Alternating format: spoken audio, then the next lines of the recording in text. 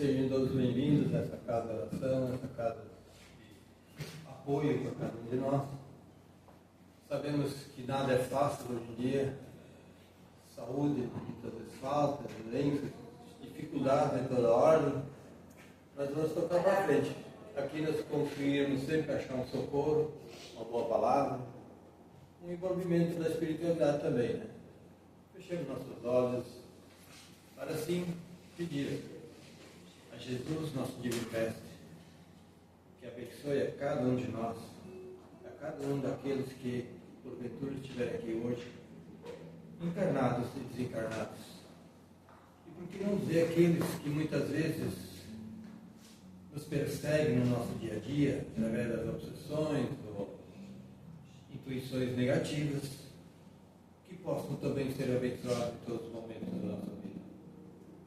Sabemos que cada um daqueles que aqui estão hoje vieram aqui para buscar algo que lhes ajude no seu dia a dia. Cada um faça o seu pedido. Porque Jesus se encontra aqui, os bons espíritos estão aqui, fazendo o seu trabalho para nos envolver no nosso dia a dia. E que cada um que entrou aqui essa noite possa sair daqui melhor, levando consigo boas energias, bem-estar para a sua família. E o nosso irmão Braulio seja envolvido pela espiritualidade, para que ele possa nos trazer algum elemento que nos ajude no nosso desenvolvimento espiritual. Ele vai falar hoje da bem-aventurança em dom musical, que sempre é bom ouvir. Obrigado, Jesus. Fique conosco e que assim seja.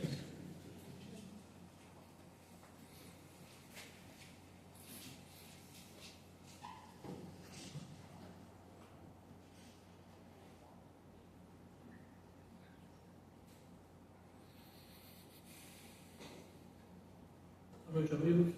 Boa noite. Hoje eu vou fazer um teste aqui sem equipamento de som. Ver se vocês conseguem ouvir aí no fundo.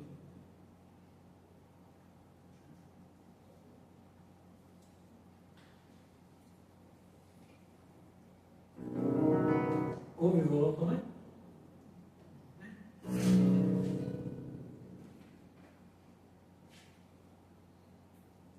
Bom, dizem os espíritos que se a gente perdesse toda a literatura espírita e sobrasse o Sermão da Montanha, estaríamos todos salvos. Porque o Sermão da Montanha contém tudo que nós precisamos saber, na verdade. E que a doutrina espírita nos traz em detalhes, mas ali seria o recomeço de tudo de novo.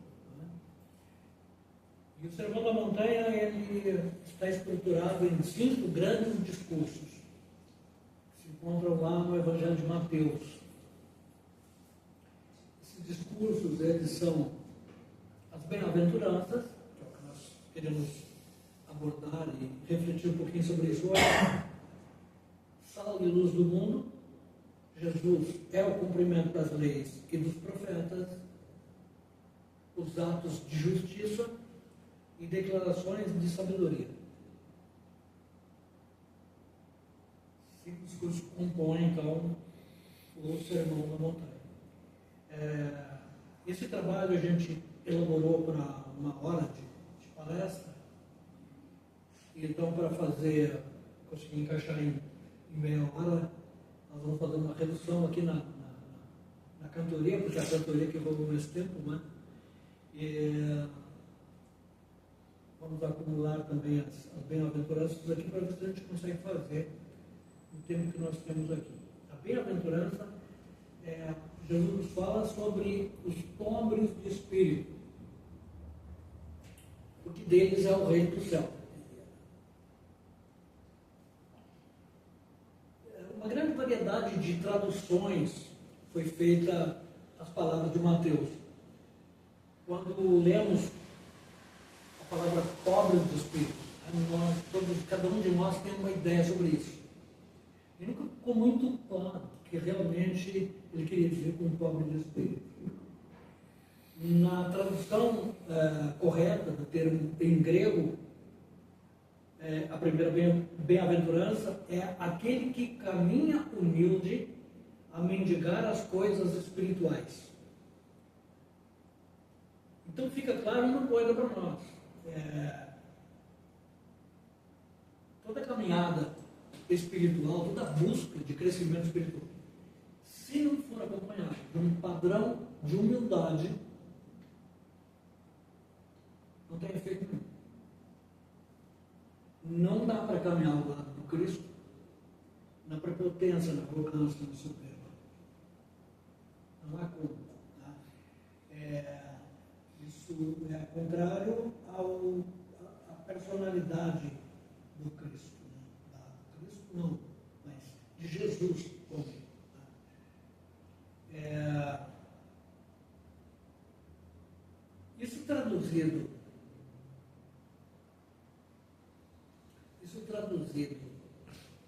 para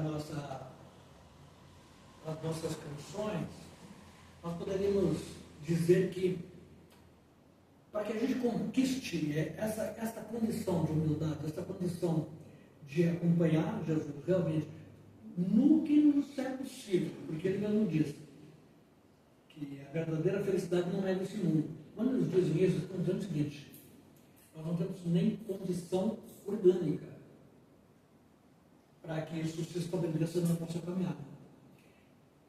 Porque nos falta compreensão. Nossa condição cognitiva, ela estabelece um céu na dimensão em que nós estamos. Esse céu é o limite da nossa compreensão. Cada um vai ter o seu limite de compreensão. Cada um vai ter a sua condição de visualizar e perceber o meio onde ele está inserido. Então, o nosso céu é esse ali. Quando os Espíritos falam em Deus que está nos céus, ele está falando do Deus que nós podemos visualizar em cada dimensão onde estamos encarnados, onde estamos cumprindo o nosso papel de encarnação. Quando nós mudamos de dimensão, nós mudamos o panorama, o nosso céu muda. E o nosso Deus se amplia dentro de nós. A compreensão desse Deus se amplia. Então, dentro das limitações que nós temos, nós precisamos, como diz a canção, recomeçar todo dia.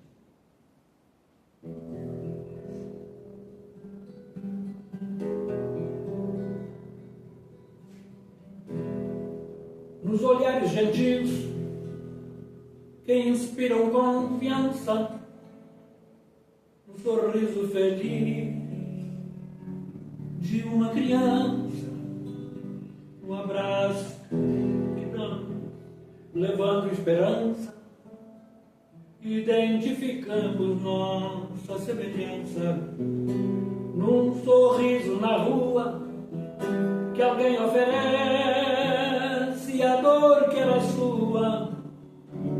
Já desaparece, traz tanta energia que restabelece, que se poderia dizer que é uma prece.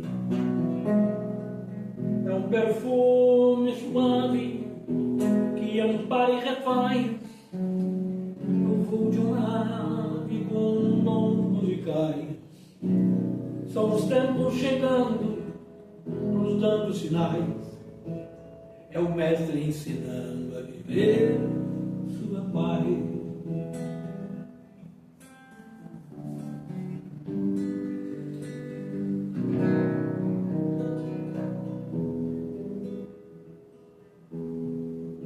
É preciso criar o melhor ambiente para recomeçar e fazer diferente. Novo jeito de olhar o que vem pela frente, nova forma de amar, um amor transparente, um abraço que aquece de alguém que se gosta, pode ser uma prece nos dando resposta. A maior descoberta é sair da rotina, uma mente desperta, um farol que ilumina perfume suave que ampara e refaz, é o cor de uma ave com som musical. São os tempos chegando, nos dando sinais, é o mestre ensinando a viver sua paz.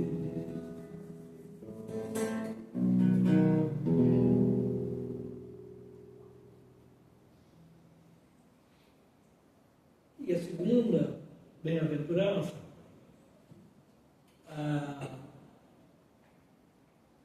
ele nos fala dos mansos, porque eles darão a terra. E vejam só, salienta que a mansidão, que compreende humildade, paciência, doçura, Jesus acena com uma herança, a terra. E isso deu um maior problema, porque a humanidade da época não tinha condição de compreender que isto era uma metáfora. E que a terra que Jesus falava, na verdade, não era uma gleba de terra, como todo mundo estava esperando receber. E como, inclusive, os seguidores de Moisés, né, entenderam ter recebido a terra prometida e voltaram do exílio com muita raiva, com muita vontade de recuperar todo o tempo perdido pela força, pela violência. E a terra prometida é a terra do coração, é a terra do sentimento. E essa metáfora nós estamos ainda tentando decodificar. Por esse motivo, Jesus falou sempre contando histórias para que as pessoas pudessem, num primeiro momento, entender, de acordo com aquilo que elas conheciam, com aquilo que elas vivenciavam, e posteriormente, à medida em que a sua inteligência se desenvolvia, a sua percepção se desenvolvia, eles fossem decodificando o que, na verdade, já estava dito ali, já estava na essência do texto de Jesus. Jesus era um ser crístico, que estava ali revestido de um homem igual a nós, mas a sua essência era crística. Então tudo que ele falou tinha uma verdade tão grande, tão forte, que quanto mais o tempo passa, mais forte fica, mais vibrante fica, e mais nós nos apaixonamos por este ser iluminado à medida que o descobrimos. Mas é importante que a gente continue observando que essas bem-aventuranças são aquilo que ele entendia como o que nós já poderíamos fazer. Ele fala, por exemplo, na terceira bem-aventurança, dos aflitos, porque serão consolados. Felizes, sim, são os que compreendem sua inferioridade evolutiva e choram ansiosos por conseguir se espiritualizar, embora ainda vinculados ao reino material das sensações e das emoções. Por isso que eu dizia que muitas vezes nos falta, inclusive, a condição orgânica, que corresponde às necessidades do nosso ser espiritual. Nosso corpo ele vai se desenvolvendo de acordo com a necessidade do nosso ser espiritual, para que o corpo consiga também ter condição de observar mais coisas. A física quântica, por exemplo, nos diz que nós temos à nossa volta em torno de 250 mil bits de informação, são unidades de medida, né, da informação, e nós só captamos 2. Então está acontecendo uma imensidão de coisas à nossa volta que nos passa despercebido, porque a nossa retina só identifica aquilo que reflete a luz. Tudo que está acima da quinta essência, tudo que não reflete mais a luz, nós não conseguimos identificar, não conseguimos perceber. Isso está acontecendo na nossa volta. Então, a gente precisa continuar evoluindo no sentido de descobrir, de refletir, de possibilitar aos espíritos que nos tragam informações novas, inspiração, intuição, para que a gente consiga ir descobrindo coisas. Quando a gente começa a refletir com esta visão, eles começam a se aproximar e nos trazer o que eles chamam de inspiração, que são elementos que eles buscam em outras dimensões e vêm a crescer aquilo que nós já temos, coisas que nós ainda não sabíamos. Então, muitas vezes a gente começa a refletir sobre algo e as ideias começam a brotar. Quando nós fazemos isso, nós começamos a aumentar o nosso repertório de informações. Mas, por enquanto, eu diria que nós temos ainda muito pouco para dizer. Eu tenho muito pouco para dizer, além daquilo que eu consigo ver e comprovar. O resto são apenas teorias, e talvez um dia eu volte para contar. Eu sei a tanta coisa que eu não vi, mas nem por isso eu desisti de procurar. São imaginações que a gente cria, que somente a poesia pode revelar. São imaginações que a gente cria, que somente a poesia pode revelar. E quando a singeleza de uma rima, mesmo pobre, cria um clima bom assim, é quando eu me conecto de verdade com a espiritualidade que há em mim. E quando a singeleza de uma rima, mesmo pobre, cria um clima bom assim, é quando eu me conecto de verdade com a espiritualidade que há em mim.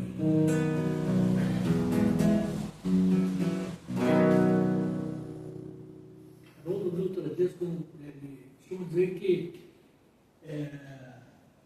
a nossa condição de contato com a espiritualidade, essa conexão, na letra, é o nosso Wi-Fi.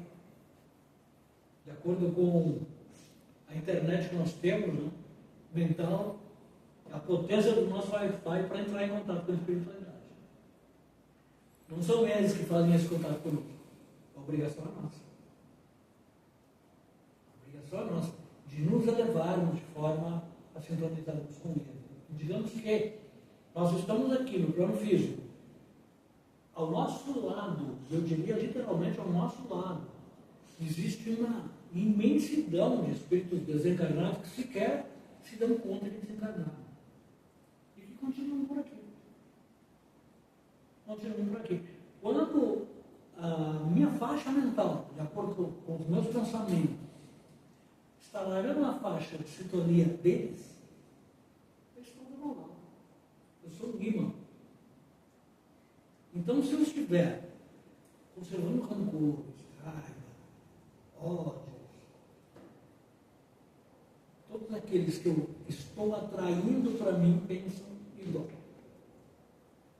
Os espíritos nobres, eles permitem que isso aconteça porque é da minha vontade. Eu tenho livre-arbítrio, a escolha é minha. Eles também permitem que eu sofra as consequências. Os benfeitores que se aproximam para nos auxiliar, eles não podem mudar nossas provas, eles não podem interferir no nosso livre-arbítrio. Eles nos aconselham e aguardam. Muitas vezes não nem percebendo esse conselho, essa presença amorosa. Então é preciso que, pela forma de pensar, pela mudança de conceitos, eu consiga me elevar. Quando eu consigo elevar os meus pensamentos, mudar o nível dos meus pensamentos, eu me elevo em direção a eles. E eu posso ser socorrido. E aí eu posso ser incluído. E a partir daí, se eu compreendo o processo e assimilo isso para a minha vida, eu passo a atrair para a minha companhia outros espíritos que não são mais aqueles. aqueles que me atrapalhavam, criavam problemas, eles já não me encontram mais, porque eu já não estou mais na mesma faixa de sintonia. Então, na quarta bem-aventurança, ele vai nos falar dos que têm fome e sede de justiça, porque serão fartos. E aí, mais uma vez, o Espírito vem nos dizer o seguinte, que o termo grego exprime mais corretamente o sentido de o reto, o justo, o observador da regra. Então seria justeza e não justiça. Tem muita diferença aí. Quando nós falamos a necessidade dessa justiça, nós estamos alimentando a ideia de que ele é um justiceiro. Quando nós estamos falando da ideia do justo, não. É diferente. O justo e o justiceiro tem muito diferente. O justiceiro é aquele que faz justiça com a própria mão.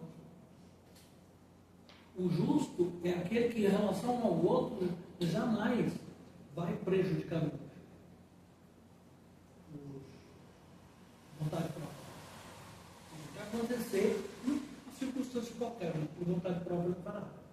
Esse é o justo. Então, no original, a parábola é essa. Né? A bem-aventurança é essa. Bem-aventurado os que têm fome e sede de justiça, no sentido de justo, e não de justiceiro, porque serão fartos.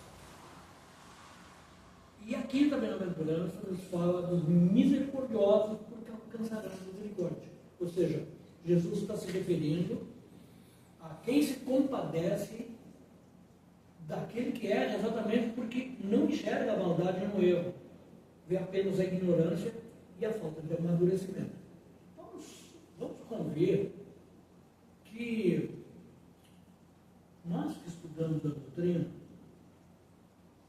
e que já conhecemos um pouquinho das leis naturais, especialmente no que se refere à lei de causa e efeito, ação e reação, alguém de sã consciência diria que nós erramos por vontade própria, ou que nós cometemos crimes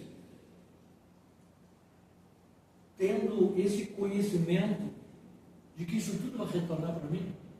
Eu cometeria um crime com a mesma liberdade do que na ignorância? É claro que não. Eu estaria dando um tiro no pé. Quando eu sei que eu posso escolher a minha ação, mas que terá uma reação equivalente, eu começo a pensar diferente. Eu não vou ficar colocando dificuldades para evidenciar essas dificuldades depois.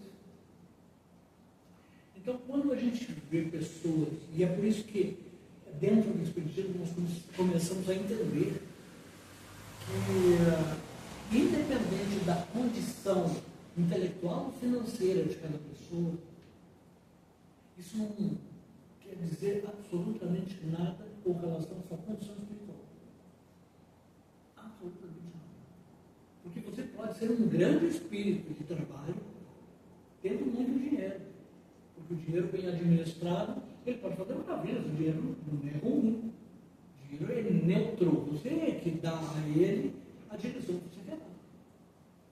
Agora, meu amigo, não tenho dúvida de que quem acumula muitos bens materiais, fica muito difícil caminhar ao lado do Cristo. Porque o acúmulo de bens materiais, ele te faz outros convites que o Cristo não faria. Ele te facilita coisas que Jesus não facilitaria. Ele te dá tantos compromissos, tantas necessidades, até para manter o status, para manter a tua condição de poder, que você não tem mais tempo de cuidar do coração, que você não tem mais tempo de cuidar da espiritualidade. Então, aquele que tem muito dinheiro e ainda assim faz um trabalho cristão de acordo com o que recomenda o Sermão da Montanha, e diz esse cara atrás que eu quero seguir. É difícil. Impossível, claro que não, mas é difícil. Agora você pega uma pessoa miserável, que não tem condição nenhuma, absolutamente nenhuma, ele vai errar muito mais, mas vai errar por ignorância. O que não justifica também o fato de você estar ignorante e não buscar mudança, não buscar alterar esse quadro. Você está aqui para isso. Independente da condição que nós estejamos aqui, nós estamos aqui para mudar, para se reinventar, para amanhã ser diferente de hoje, amanhã ser melhor que hoje. E convenhamos que na atualidade, ninguém mais tem o direito de dizer: eu não sabia porque não tinha como saber isso. Não existe mais essa coisa. Hoje, em qualquer lugar, você encontra a informação. A informação que você quiser. Inclusive na internet. Porque a internet é uma riqueza de informações. Desde que você sabe, desde que você tenha a riqueza de propósitos. Você saiu realmente procurando. Porque também tem todos os absurdos possíveis para o mundo. Está à disposição de cada um. São um planeta de provas e expiações. Isso faz parte do pacote. E nós estamos neste planetinha, não é para cada um. Então, cabe a cada um de nós escolher o que nos serve e aquilo que nos é possível. Mas a gente também tem um prazo para fazer isso. Não dá para deixando sempre para amanhã. O que eles fazer agora? Que amanhã poderá vir a ser tarde demais para quem não aprendeu a viver com amor. Se o roteiro de vida que tens é só bens materiais, pode ser necessário aprender com a dor. Tanta gente para quem tudo falta, nem ressalta a falta que tem. A virtude maior não se exalta, nem lhe assalta o rancor a ninguém. A servir a Jesus permanece, investindo na sua alegria. E a beleza que rejuvenesce aparece como poesia. E a beleza que rejuvenesce aparece como poesia.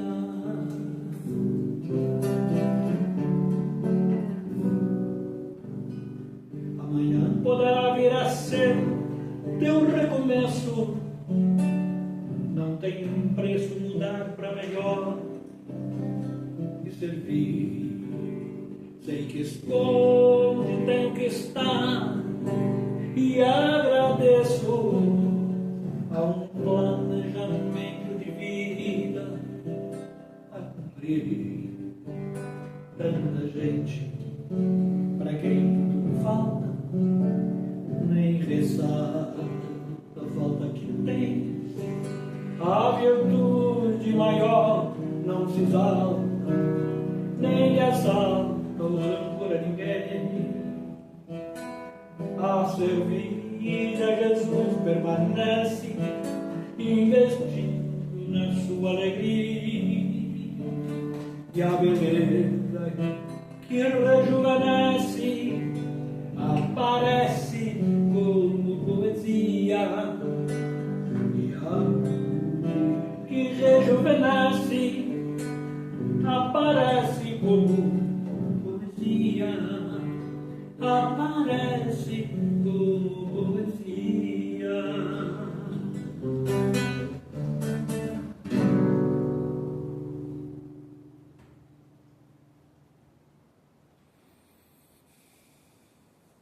Então, propósito disso,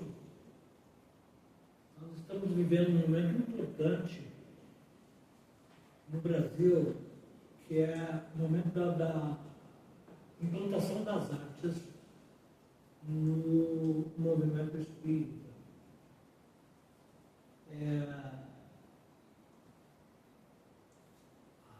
4 anos já, nós conseguimos implantar a área de artes na Federação Brasileira.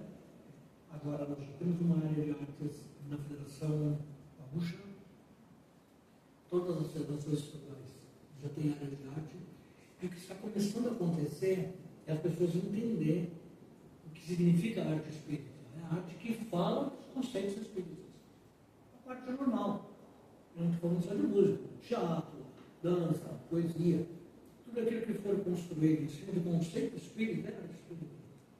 E nós estamos agora começando em seguida uma campanha. Agora no sábado vai ter um festival que chama EcoArte. Quem quiser assistir vai ser transmitido pelo site da Federação, pela TV, da FEX. Tudo voltado à preservação da natureza.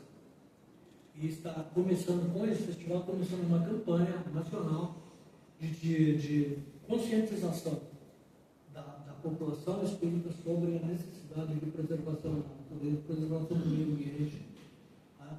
Que eu acho que está mais que em tempo, realmente, da gente começar a se educar para isso, né? E ter a verdadeira noção da nossa responsabilidade com a nossa casa, que é o nosso planeta, a responsabilidade nossa. E aí então vamos para 2 últimas bem-aventuranças, que são bem-aventurados os puros de coração, porque verão a Deus. E esse item foi interpretado durante muito tempo como pureza no sentido de castidade, mas o termo certo é o que nos fala de limpeza, no sentido de renúncia, de desapego, né? Que não significa você deixar de usar nada, mas simplesmente não deixar que nada te use. Ou seja, tudo que eu tenho de posses está para me servir. Eu não posso ficar dependente de nada. Isso é desapego, porque no momento em que a espiritualidade me chama, eu não estou grudado em nada material. Eu não estou dependendo de valor material nenhum. Eu vou para livre, leve e solto. As coisas vão ficar. E quando a gente vai, quando chega o momento de partirmos, sempre ficará algo por fazer, algo que está começado, que não foi terminado, algo que eu estava planejando fazer. Sempre fica. Sempre vai ficar. É natural na nossa caminhada. Então a gente precisa estar desapegado dessas coisas. Essa pureza de coração que a gente fala é justamente sobre isso. Coração puro, coração voltado a Deus, coração voltado à espiritualidade. Eu sou o caminho, a verdade e a vida. Ninguém chega ao Pai senão por mim. Seguir o Mestre significa entender o seu Evangelho. Vivenciá-lo da melhor maneira possível. Né? Fugiu meu livro aqui.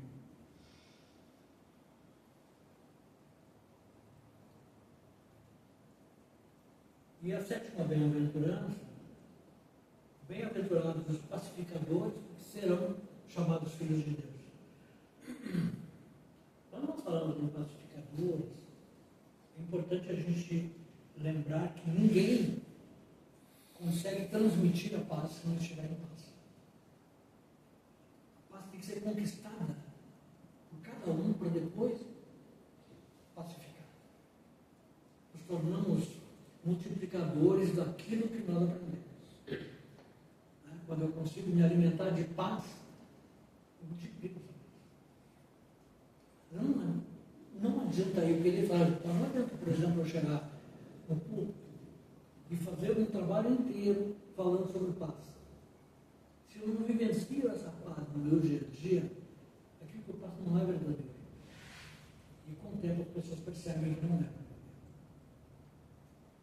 O mais importante é você ser verdadeiro naquilo que diz. Não é você estar absolutamente certo. Ninguém é dono da verdade. Seria uma utopia imaginar que aquilo que eu estou falando aqui agora para você seria a verdade sem máculas, a verdade pura. Mas é claro que não. Amanhã mesmo eu posso estar aqui dizendo o que eu disse hoje. Porque eu estou também no processo de aprendizado e não tenho compromisso com o erro. A hora que eu descobri que eu errei, eu mudo tudo na hora. Não tenho dúvida disso. Muitas vezes eu fico analisando as primeiras palestras que eu fiz.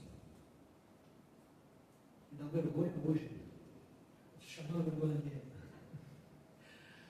Porque era o que eu sabia fazer. Era o que eu sabia dizer. E eu falava, era a minha verdade no momento. E muitas pessoas levaram isso a sério e também progrediram. E eu acho também que, à medida que a gente vai sendo preparado, que a gente vai estando preparado, o trabalho vai aparecendo e o público que precisa daquele trabalho também se aproxima, porque é a mesma situação da sintonia. De você atrair para você aquilo que já está naquele nível de compreensão. É porque a doutrina espírita, assim como filosofia nenhuma, foi criada para a humanidade como um todo. Tudo isso é criado para grupos. São pequenos grupos que vão assimilando o processo e a partir dali começam a multiplicar. Porque diante de todas as diferenças sociais, intelectuais, religiosas, sectaristas, não tem como você falar algo para toda a humanidade. Nem Jesus fez isso. Jesus reencarnou numa região, falou para camponeiro. Só que, claro, ele falou como um Cristo. Mesmo que essas pessoas não tivessem intenção, elas continuaram multiplicando aquilo que Jesus falou. E nós estamos até hoje multiplicando isso. Mas se onde nós que vai lá falar as mesmas coisas, onde andaria a nossa palavra até agora? Ensinando mais teria. Então é assim. Então os fazedores de paz são aqueles que primeiro conquistaram a paz. Né? Porque a lei de Deus foi feita, na verdade, para conduzir os homens à perfeição. E a lei dos homens foi feita para servir as paixões e dominar o próprio homem. Então é preciso que a gente tenha essa consciência. Então, para terminar, já que nós falamos em poesia, dessa forma que eu considero ser a melhor forma de viver a vida, mesmo com todas as dificuldades que cada um de nós tem. E ontem à noite, na nossa reunião da área de artes da Federação, a gente tirou a reunião para fazer um apanhado das nossas vivências dos últimos anos. E foi muito emocionante, porque cada um do grupo passou por pedacinhos muito delicados. E a gente contou com o apoio do grupo e das pessoas como um todo, e conseguiram sobreviver, estamos aqui. Tá? Mas assim, é maravilhoso ver o quanto a poesia, em todos os formatos, né? Na forma de teatro, de cinema, de música, como isso nos auxilia a ser esses processos. Então, para mim, como diz a canção, poesias e preces, é a merda da vida. O sonhar de um poeta é um desejo menino, uma forma discreta de alterar o destino. Seu programa é seguir nosso modelo e guia. Toda ação do porvir deve ter poesia. No bailado dos anjos, no violino da paz, melodias e arranjos sobre o bem que se faz. Que a beleza floresce nos pensamentos teus, poesias e preces te religam a Deus. Poesias e preces te religam a Deus.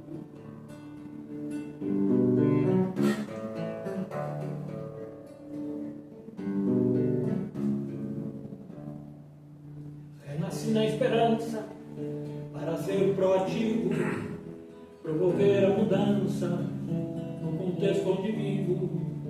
Gratidão todo dia no amor que cultivo, que é um sol que radia para o bem coletivo, no bailado dos anjos, nos violinos da paz, melodia de arranjo, do bem que se faz, que a beleza floresce, nos pensamentos teus, poesias e preces,